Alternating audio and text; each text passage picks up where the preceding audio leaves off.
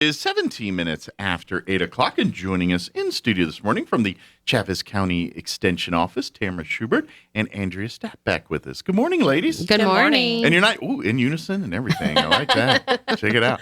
Well, for folks that aren't familiar, of course, Andrea's your 4-H agent, so everything that the Extension Office does with the 4-H program and everything there, that's Andrea's world. And Tamara's been the home economics agent. I don't know the official terms, but that's an Family Consumer Sciences. There it is. It used to be home economics, yeah. But because they've kind of expanded those services. I mean, if you listen to me, you think it's just about projects for the fair and things like that. But no. She dives much more into the public side with nutrition, health, home improvement, I would even say, because with your Christmas and those types of things, just quality of home life, dealing with those kind of issues and things like that. So, and you've been at it about 5-6 months now. What's your official 3 months since we've been back? My concept of time since COVID's like, what, you've been 7 years now? How long have you been there? I started last week. But unfortunately, not available today. But you guys have even more help at the Ag Extension Office there for the agricultural side. We got a new member of the team, right? Yes. So we just got on a couple weeks ago, 2 weeks, 3 weeks ago, maybe. Our agriculture agent, we filled that position with Drew Garnett. Okay. He's a local from Dexter. Okay. Moved back from Florida, and we're really glad to have him. All right. He is an entomologist, horticulture person. Okay. So if you have bug or plant questions, call the office and talk to him. You officially got the expert back on. Yes, Andrea, I don't have to answer those calls anymore. And Tamara doesn't have to anymore. scramble to find out what a boll weevil does. Or what Yes.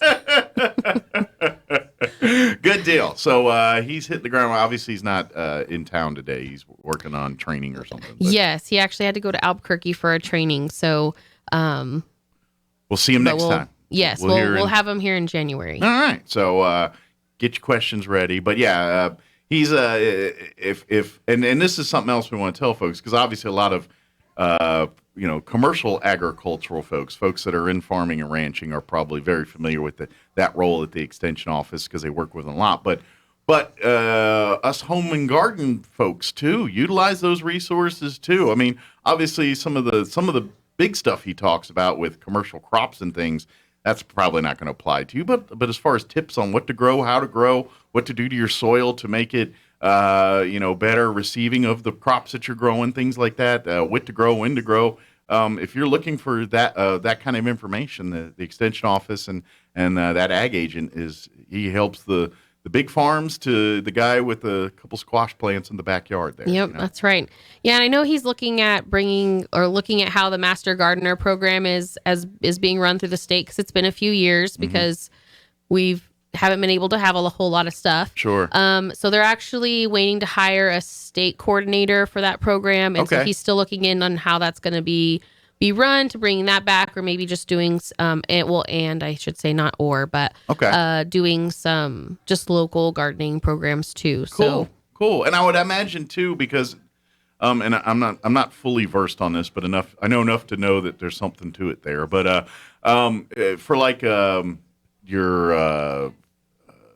people that are bug killers, the pesticide applicators. My brain went completely fried on the term, the exterminators, those folks. Yes. I couldn't remember exterminator for some reason. But anyway, for those folks, if you're looking for renewing credentials, things like that'll be the person you talk to, getting those classes you need and the certifications and all that. Correct. For that. So, or whether it's renewal or first time folks, he'll be able to get you all going on that stuff too. Because I imagine that's been a little like everything else in COVID, because you guys were, before COVID, the Extension Office is like a clockwork thing, Right. Like, this time of the year we got this thing. Yes.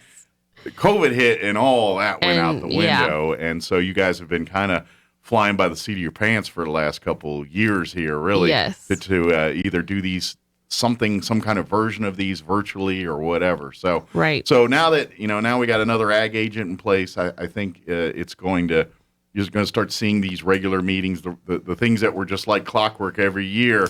With Yeah, the we'll be extension getting office. back into our routine of things. Yeah. Well, speaking of clockwork, how on the home side here? I know this is a busy time of year for you guys.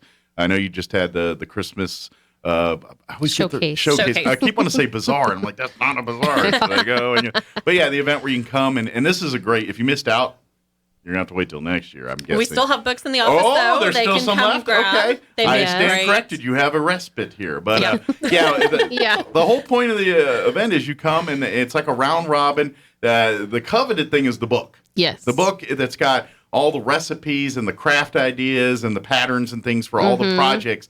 Because every year you guys have this craft or holiday project book, I guess you could call it, because it's recipes, it's so much stuff. But it's a new book every year. So if you went to last year's or the year before, that book's the recipes, the things inside aren't the same. There are new things every year. So a lot of people covet this because, hey, that's ideas for Christmas dinner, ideas for Christmas decor, ideas for family get-togethers, things like that. It's an idea, but the actual event, you get a chance to sample, try, and see some of these, and then try to replicate it at home. Unfortunately, you can't get to see try now because we already had that event. But if you're lucky, you can get a copy of the book. How do they do that? They just they can come by the office. They're available for pickup. We have a whole stack of them. Okay. And even if they're interested in years past, we have some Got of those. A few of those too. left. Are there any charge on those? Or? Just $5. $5. Yep. And they make great stocking stuffers if they're still looking for last minute things for Christmas. I would, if I were you, I'd bring a couple $5 and stock up on previous years too, and just kind of have like a little encyclopedia of these on hand. And those are the kind of things that turn into heirlooms. And what I mean by that is like families will hey, where did mom get those cookies from she made every year? Right. It's right here. Her secret's in here. And the Christmas showcase book. Yeah, and the Christmas showcase It should be on every shelf. So call Tamara at the extension office and get your copy reserved, and she'll set one aside for you and come and pick it up there.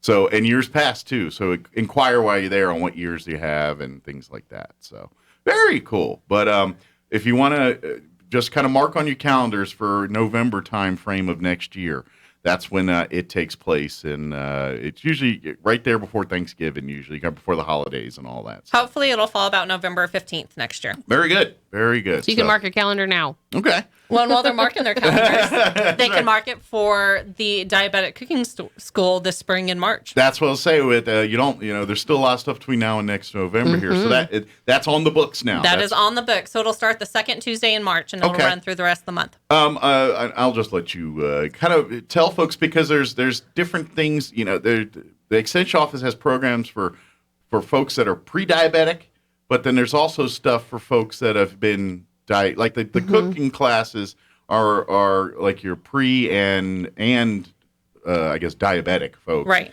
The other thing you do is for folks that are kind of coming or pre and so if they've got pre-diabetes or diabetes, they can come. They can bring support help with them. Okay.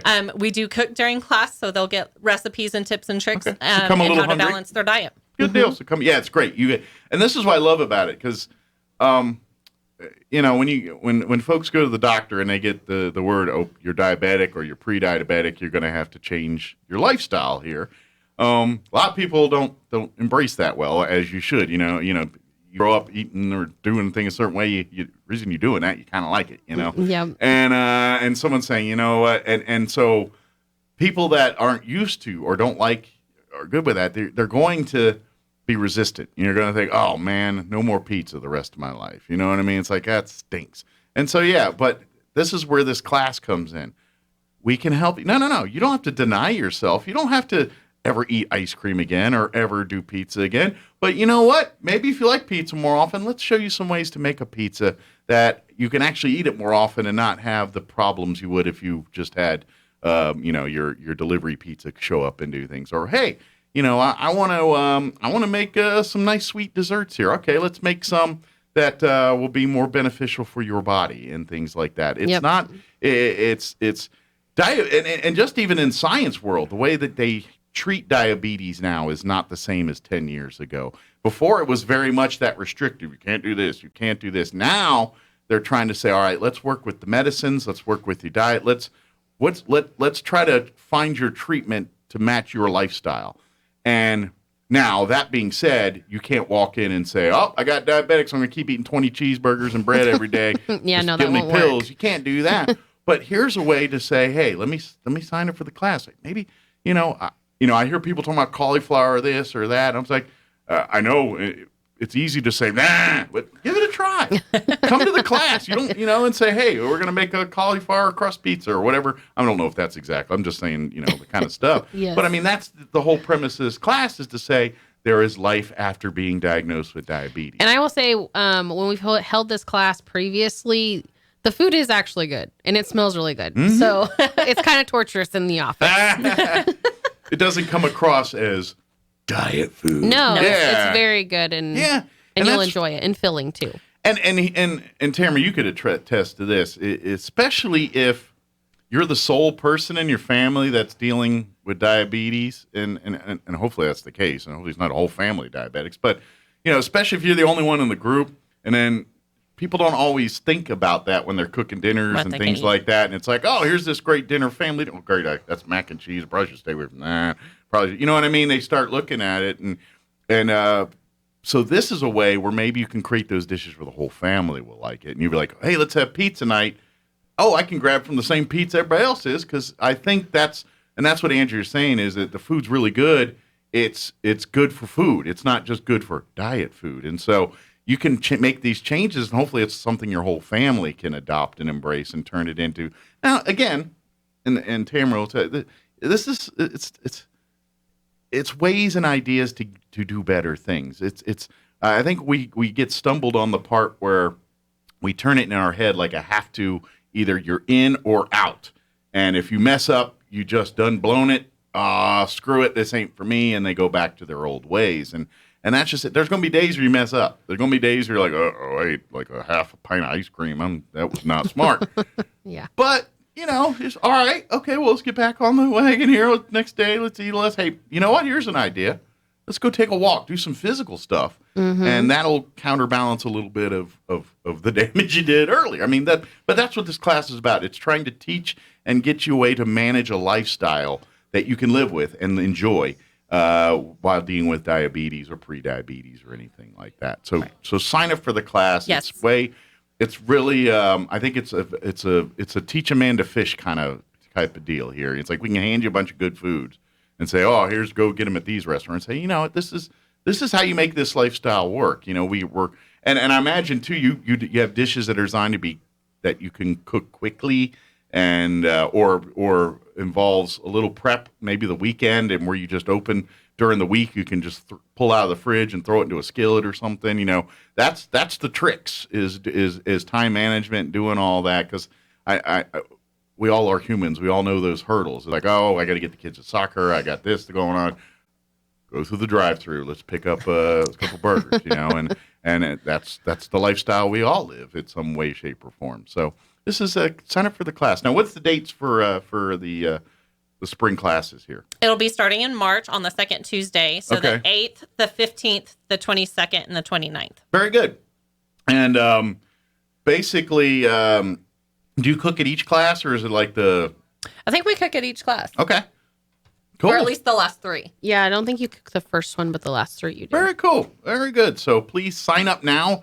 Trust me, the earlier the better. Space is limited. Space is limited, and this class has filled up with waiting lists in the past. And since we've had a bit of a hiatus because of COVID, I would imagine there's a lot of people anxious to get going and getting signed up on this class. Hopefully they've done some on their own research and got on their Pinterests and what have you, or wherever you go to search for ideas, and picked up a few. But then sign up for the class, and let's get you Jedi Master level at that point. Yes. So let's talk a little 4-H. What anything new in that world we need to cover? Well, we are in enrollment season. Okay. So if you are interested in enrolling your child in a program that builds leaders for tomorrow, we do parliamentary procedure, Yeah. we build confidence, we instill responsibility. Hey, maybe some of our legislatures should take some of those parliamentary. Maybe. Is that a shot? Maybe. I don't know. The 4-H is usually associated with livestock. Oh, it's just the livestock kids at the fair, but That's scratching the surface. yes, it's a good portion of it. We have a lot of traditional families that are in 4-H because they were in 4-H Sure. and they showed animals It's a and that farm kind and of ranch thing. and staple thing, and Yes. it's going to continue to be till the dawn of time. Yes. But we have over 200 projects. So if you want to do animals, we have a pet project like hamsters and guinea pigs and tropical fish. So the cat and dog project. So there are animal projects that you can do. And you can also do the livestock projects and not even show that livestock. You can just get information, do a poster on it and that sort of thing. So if you don't have the means to really raise a cow, but love the entries, you can learn the science, the history, the education behind that. Correct. And then who knows, when you're an adult, want to start your own ranch, now you got some knowledge under your belt there. So. Or if you want to end up being a veterinarian or something like that, and you have shooting that sports, background. computers, that's all part of 4-H too. If you're into shooting sports, if you're like, I always wanted to do some more stuff with shotguns and rifles or computers or any of that kind of stuff, that's all 4-H too, and has nothing to do with picking up poop. Right. We have leathercraft, braiding, welding. Of course, we have all of the home economics, family consumer science, which is Tamara's area, which is the baking, the sewing. Which the quilting group just kicked off yesterday. Yes. So. And I ain't going to lie, those groups need more people. You know what I mean? Those are, I feel like they're dying arts in society. Because canning, because technology and things, which is great, I get it. We want to have technology. We want to be able to do those things. But, those basics aren't being passed from generation to generation. Everyone needs to know how to sew on a button. Yeah, sewing, cooking. Let's face it, the world's so easy now. It's like, okay, add water, put in microwave, here's dinner, or any of that. And we've got a generation of people that probably can't do simple tasks like make toast or make a grilled cheese sandwich on a without instructions. It's just like, these are things. It should be common human knowledge. Things to take care of yourself as an adult. And there's a lot of adults that don't have these basic, simple skill sets. So please get your kid. If you don't know them yourself, get your kids involved there so they, for the love of God, they know how to do it. Yeah. And we have 9 clubs. So you enroll in a club that meets once a month.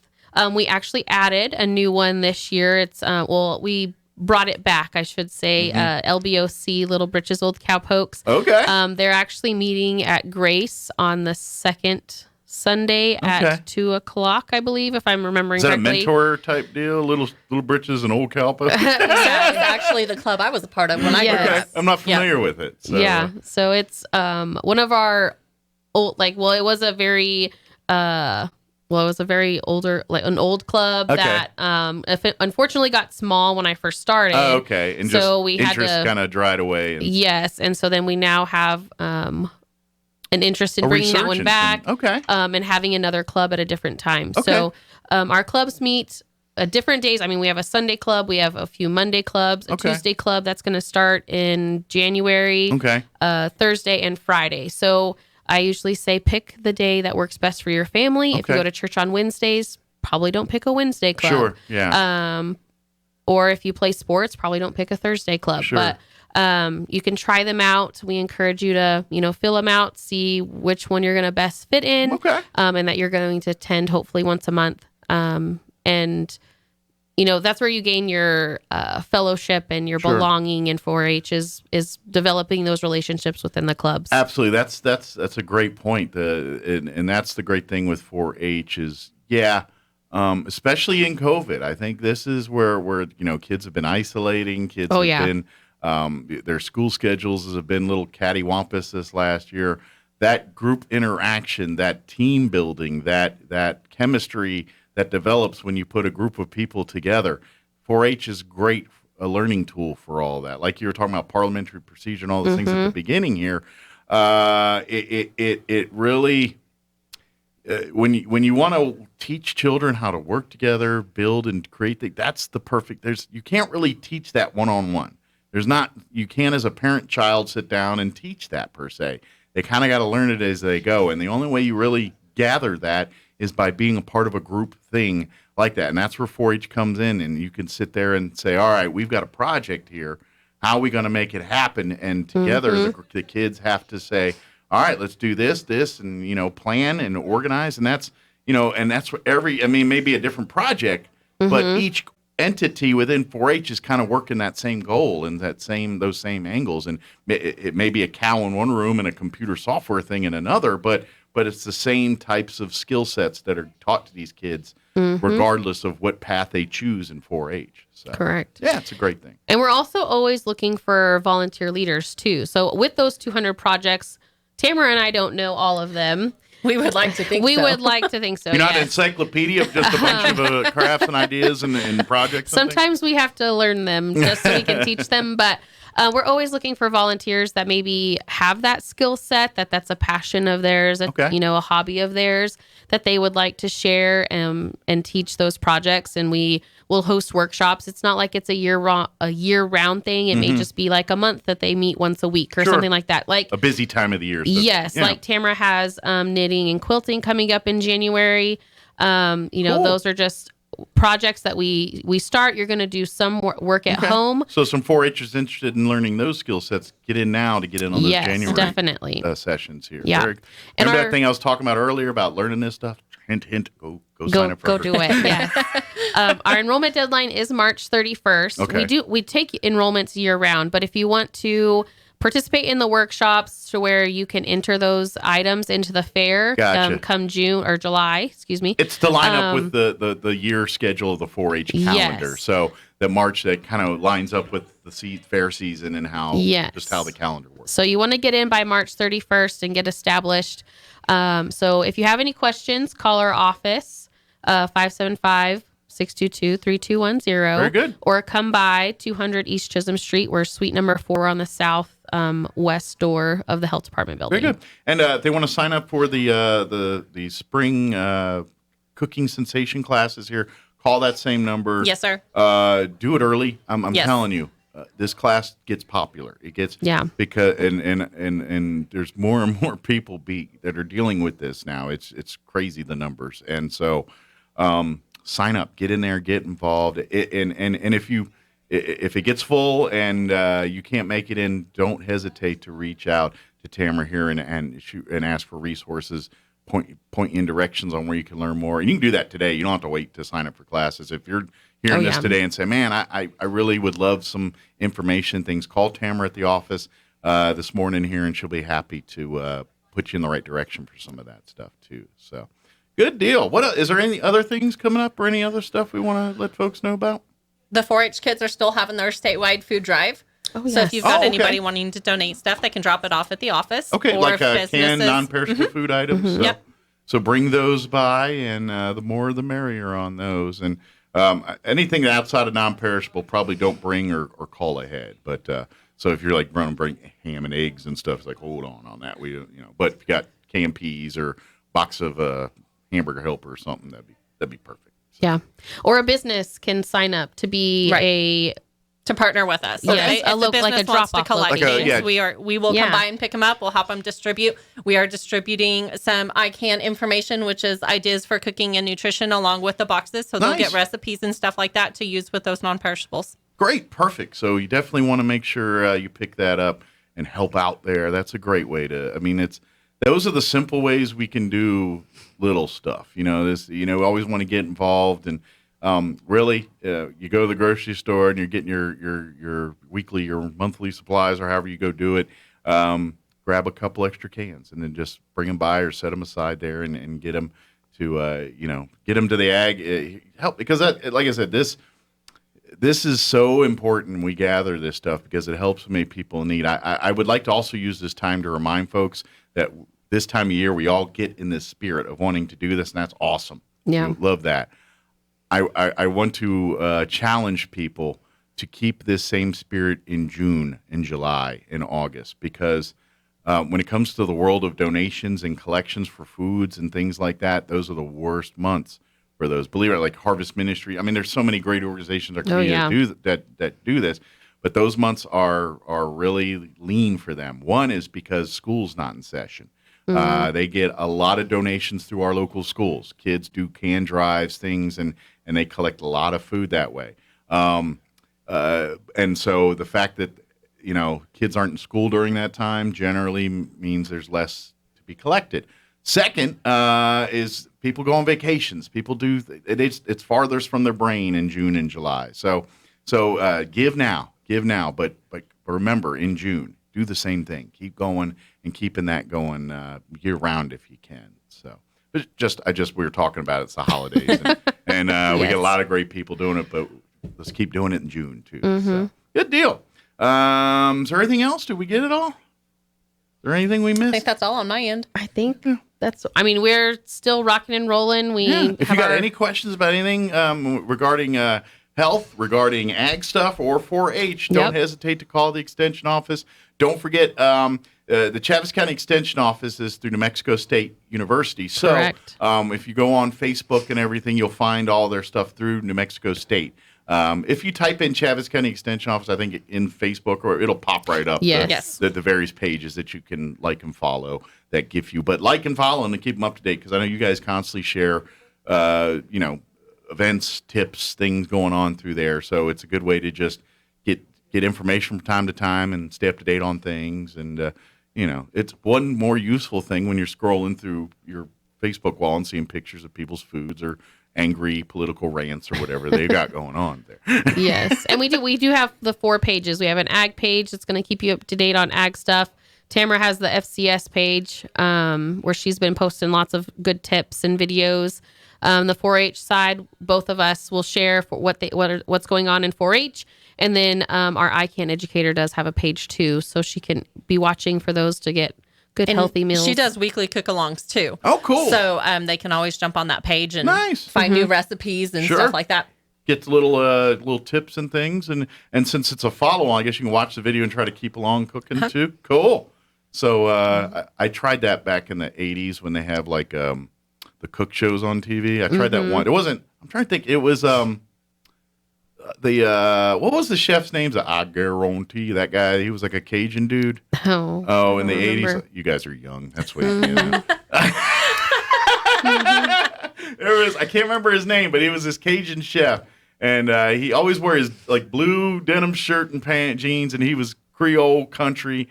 But he's I guarantee he'd do that, and he'd cook up the jambalayas and various dishes. One day I was like, I'm going to try this, and I was like a kid. Did not go well. So practice a few times. Yeah, you got to be able to pause. Yeah, maybe maybe someone without a heavy Cajun accent too. It's a little easier to understand. Some of the ingredients he was talking about. Sass or what? So, very good. One more time, give out the phone number and address for the office here in Roswell. 575-622-3210 and 200 East Chisholm Street, number 4.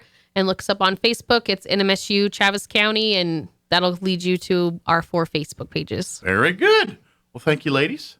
Merry Christmas. Merry Christmas. Happy New Year. We'll talk to you and our new ag agent in 2022. Yeah, January we'll see you here. next year. That's right. That's right. A whole year away. I know. Take care. No, thank you guys. Appreciate it. Have a Merry Christmas. And thanks for coming in. We'll see you next time. All right. Thank you. You too. All right. Save me some food.